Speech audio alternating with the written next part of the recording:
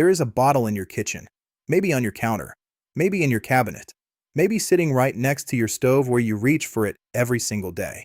You have been using it for years, possibly decades. You were told it was healthy, heart-friendly, light, good for cooking, and you believed it because the label said so, because it was recommended, because everyone around you used it too. But here is something worth knowing. A growing number of nutrition researchers are asking questions about this oil. Questions about what happens to it chemically when it is heated. Questions about whether the way we use it today, in the enormous quantities typical of modern diets, may be influencing certain cardiovascular risk factors in ways that earlier research did not fully examine. These are not settled questions. This is not a closed debate.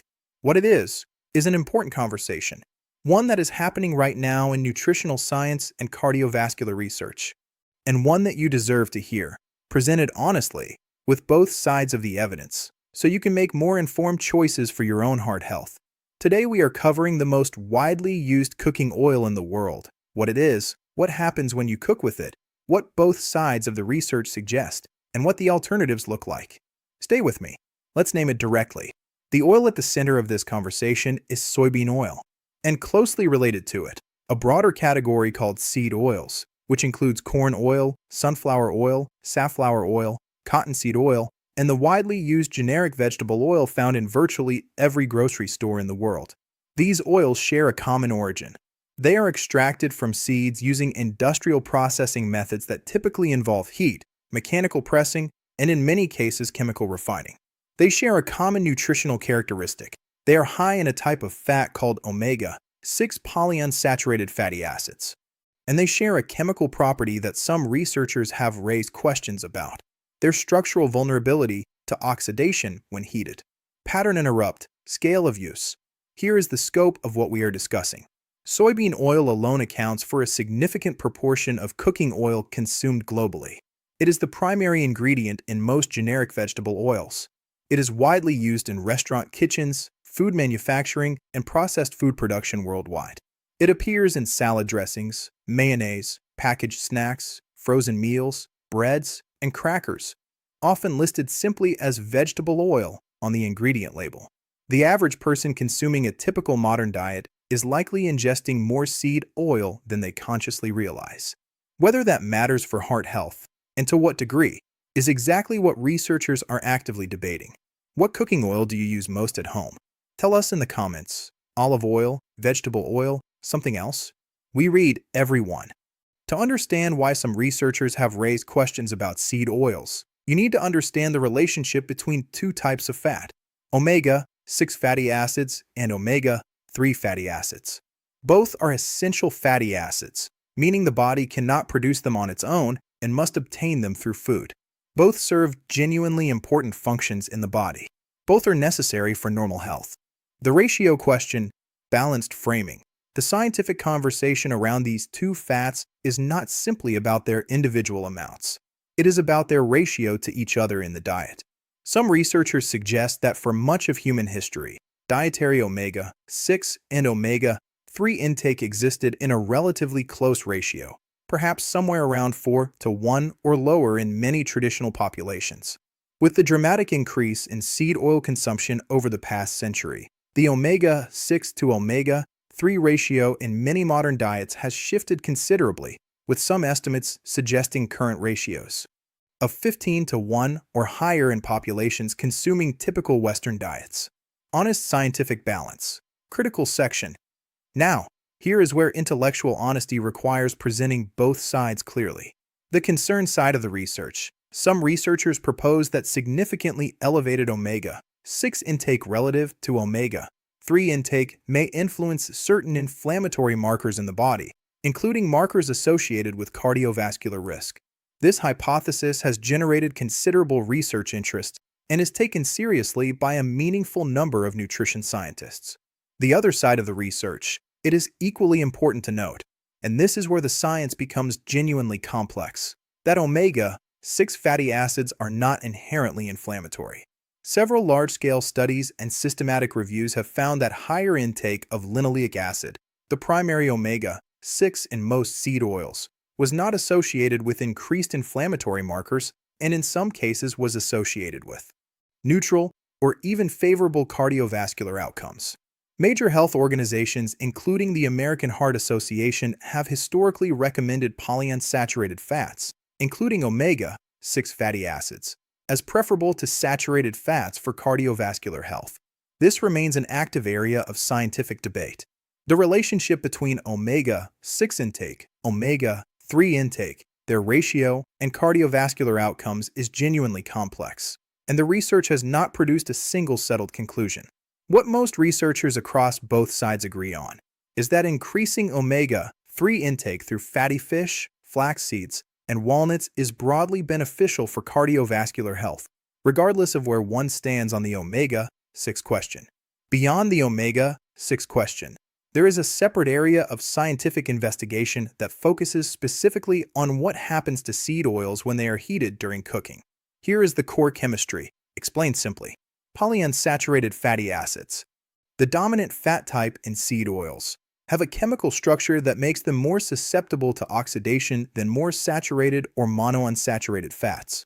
Oxidation is a chemical reaction involving interaction with oxygen that can alter the molecular structure of the fat. You have seen oxidation in everyday life. A cut apple turning brown, metal rusting when exposed to moisture and air, cooking oil going rancid when stored too long. All forms of oxidation. When seed oils are heated at typical cooking temperatures, the polyunsaturated fatty acids they contain are more prone to oxidizing than the fatty acids in more stable oils. This oxidation can produce what researchers call reactive compounds, including aldehydes and lipid peroxides, that are currently being studied for their potential effects on health. Some laboratory and observational studies have raised questions about whether regular consumption of these reactive compounds might influence oxidative stress markers and inflammation indicators in the body. However, several important caveats apply. Much of this research has been conducted in laboratory settings or animal studies, and translating these findings to real-world human dietary effects requires significant caution. The amounts of reactive compounds produced depend heavily on temperature, cooking duration, oil quality, and whether oil is being reused, with single-use home cooking generally producing far lower levels than repeated commercial deep frying. And the direct link between these reactive compounds and clinically meaningful cardiovascular outcomes in humans remains an area of active investigation, not a settled conclusion. One piece of practical context worth noting: seed oils generally have relatively high smoke points. Many cooking guides cite this as a reason they are suitable for high-heat cooking. Some researchers suggest that oxidation in polyunsaturated oils may begin occurring at temperatures below the visible smoke point. Others note that for typical home cooking applications, this oxidation occurs at levels that may not be practically significant. The honest answer is that the research on this specific question is still developing. Let's now look at the broader body of research on seed oils and cardiovascular health. And let's be genuinely balanced about it, because the picture is more nuanced than most content on this topic presents. The case that supports caution: some lines of research raise questions worth taking seriously. Studies examining populations where dietary fat intake shifted from traditional fats toward industrially processed seed oils have in some cases found associated changes in oxidative stress and inflammation markers. Research specifically examining repeatedly heated seed oils, the kind used in commercial deep frying, has raised concerns about the levels of reactive compounds produced under those specific conditions. And researchers who focus on the overall omega-6 to omega-3 dietary balance argue that the modern dietary environment, heavily dominated by seed oils, may not be optimal for long-term cardiovascular health. The case for seed oils, equally important at the same time, and this deserves equal emphasis. Some of the most rigorous cardiovascular research available has found that replacing saturated fats with polyunsaturated fats from seed oils was associated with reductions in LDL cholesterol, a well-established cardiovascular risk marker. Several large randomized controlled trials and meta-analyses have found that polyunsaturated fat consumption was associated with reduced rates of cardiovascular events compared to higher saturated fat intake. These findings are the basis for guidelines from organizations including the American Heart Association recommending polyunsaturated fats as part of a heart-healthy dietary pattern. So where does this leave us? This remains an active area of scientific debate. There are credible researchers on both sides of this question, and the science has not delivered a single clear verdict. What the weight of current evidence does suggest: industrially refined seed oils, particularly when used for commercial deep frying or repeatedly reheated, may produce conditions less favorable for cardiovascular health than minimally processed, more chemically stable oils. For the average person cooking at home, using seed oils occasionally and in moderation, the picture is considerably less clear. The most defensible position based on current evidence: dietary variety, moderation, and an overall dietary pattern rich in whole foods, vegetables, and omega-3 sources matters far more than any single oil choice in isolation. With that honest scientific context in place, let's look at the cooking oil alternatives that research has examined, with balanced, realistic guidance on what the evidence actually supports. Option 1. Extra virgin olive oil. Extra virgin olive oil has the most extensive research base of any cooking fat in cardiovascular medicine. It is the central dietary fat of the Mediterranean dietary pattern, which has more robust cardiovascular research supporting it than any other eating pattern studied.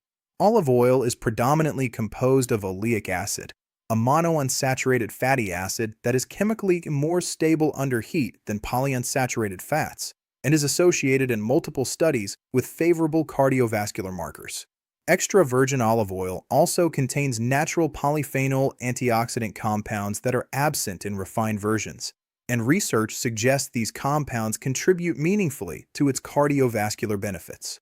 Multiple studies have found associations between regular olive oil consumption and reduced cardiovascular risk, lower inflammation markers, and improved arterial function indicators. Best for salad dressings, moderate sautéing, roasting vegetables, finishing cooked dishes. General, everyday cooking. Important: choose extra virgin specifically, refined, or light. Olive oil has significantly fewer beneficial compounds. Option 2. Avocado oil. Avocado oil has a fatty acid profile similar to olive oil, predominantly monounsaturated, with the practical advantage of a higher smoke point suitable for higher temperature cooking. Research on avocado oil is less extensive than olive oil, but early studies suggest a favorable cardiovascular marker profile and good heat stability. Best for stir-frying, searing, high-temperature roasting, grilling. Look for cold-pressed versions where available and practical. Option 3. Coconut oil. Coconut oil requires honest, balanced discussion. It is high in saturated fat, and this is an important consideration that should not be minimized. Current evidence continues to link high saturated fat intake with elevated LDL cholesterol, a well-established cardiovascular risk factor. The American Heart Association specifically advises limiting coconut oil due to its high saturated fat content. Some proponents argue that coconut oil's specific saturated fat composition and its stability under heat make it a different case than other saturated fats. This remains a debated area, and the evidence is not strong enough to recommend coconut oil as a clearly heart-healthy choice. If used, in moderation only, as an occasional option, not as a primary daily cooking fat, individuals with elevated LDL should discuss coconut oil use with their healthcare provider. Option 4. Butter and ghee. Butter and ghee are traditional cooking fats with a long history of human use. Recent research has somewhat softened the previously very strong position against dairy fat, with several studies finding no clear association between moderate dairy fat consumption and increased cardiovascular risk in the context of an otherwise healthy diet. However, it is important to be clear: butter is high in saturated fat. Current cardiovascular guidelines continue to recommend limiting saturated fat intake, and butter should not be presented as a clearly superior alternative to seed oils from a heart health perspective. If used, in moderation, as part of a varied dietary approach, not as a primary daily cooking fat for individuals with cardiovascular risk factors.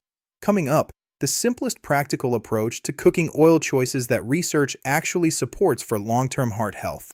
Here is the honest, practical summary of what current research supports, without overclaiming in either direction. What most researchers across perspectives agree on: increasing omega-3 intake through fatty fish 2 to 3 times weekly, walnuts, flax seeds, and chia seeds, is broadly beneficial for cardiovascular health, and is something most people can act on regardless of which oil they use. Replacing seed oils with extra virgin olive oil for everyday home cooking is a change supported by the most robust cardiovascular nutrition research available. For high-heat cooking, avocado oil is a well-studied, chemically stable alternative. What to be realistic about? Occasional seed oil use, particularly in home cooking rather than repeated commercial deep frying, is unlikely to be the primary driver of cardiovascular disease risk. Overall dietary pattern matters far more than any single ingredient. A diet rich in vegetables, whole grains, lean protein, fatty fish, and whole fruits, consumed alongside whatever cooking oil you use, will have a far greater impact on cardiovascular health than the oil choice alone. This week, look at the oils in your kitchen. Check ingredient labels on packaged foods. Simply become aware of where seed oils are appearing in your daily diet. Next grocery trip, consider trying extra virgin olive oil for everyday cooking and dressings.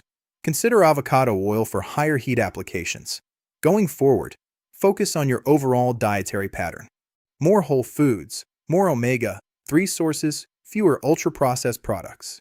That combination, not any single oil swap in isolation, is what research most consistently supports. Everything in this video is educational health information drawn from published nutritional and cardiovascular research.